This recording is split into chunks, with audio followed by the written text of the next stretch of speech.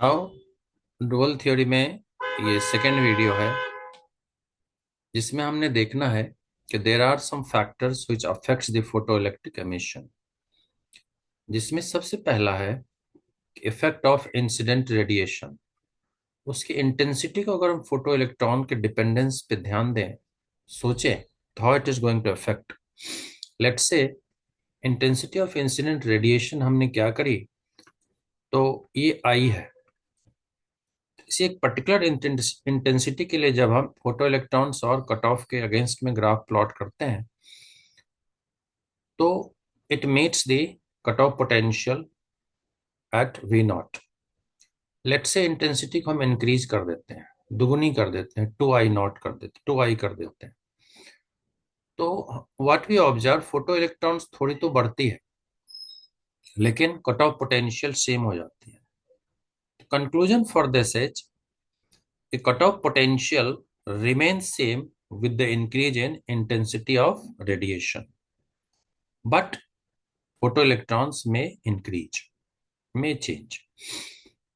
Second, frequency of radiation की बात करते हैं कि फ्रीक्वेंसी अगर हम बढ़ा दें, फ्रीक्वेंसी से देखा गया कि cut off potential versus photo electrons, तो it remains same, there is no change in the photo electrons. लेकिन what is noticeable is the cutoff potential is changing now.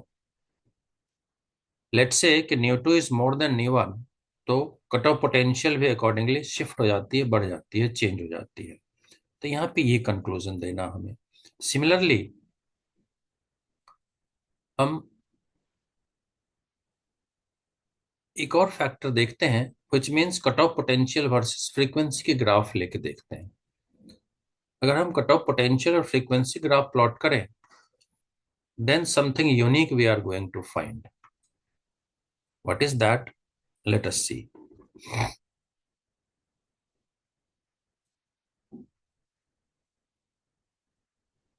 V0 versus frequency,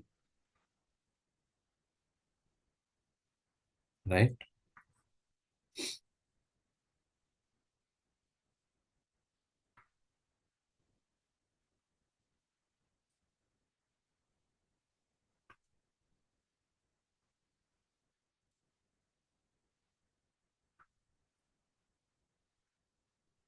V naught now along y-axis, frequency along x-axis.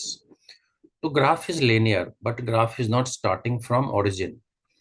इसको जब हम produce करते हैं तो this gives the value of cut off potential, right.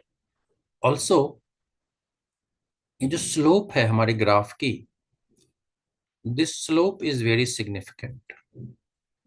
Slope gives us the value of h/e ratio, Max Planck, Planck constant h divided by charge. Then तो ये थी हमारी थर्ड ग्राफ। अब एक फोर्थ ग्राफ प्लॉट करते हैं जिसको बोलते हैं nature of cathode,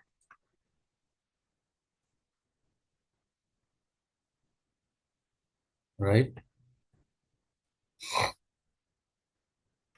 nature of cathode.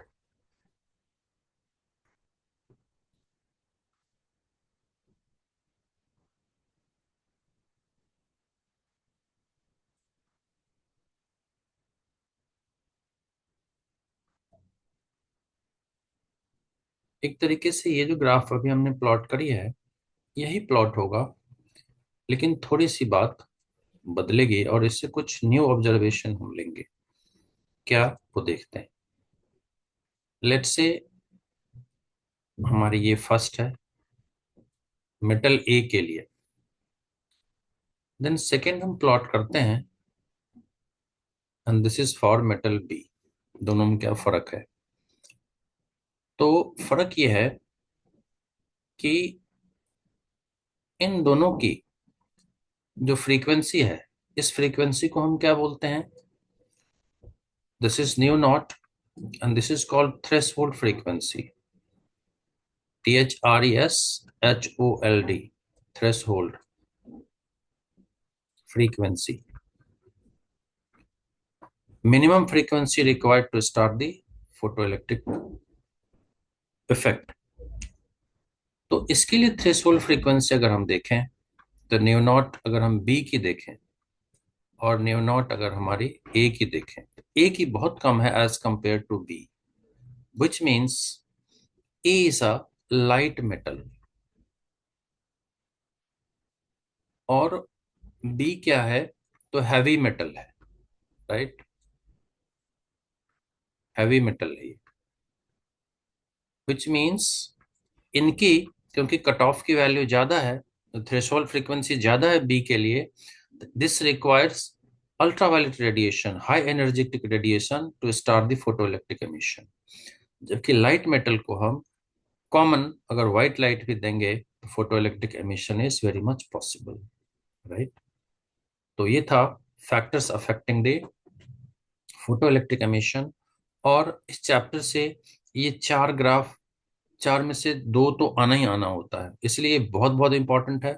इसके अच्छे से प्रैक्टिस कर ले तो दो तीन नंबर तो समझे कि डायरेक्ट आ गया, 100% गारंटी है, right. Thank you so much, hope you like this, share it with your friends, please do comment. Thank you so much.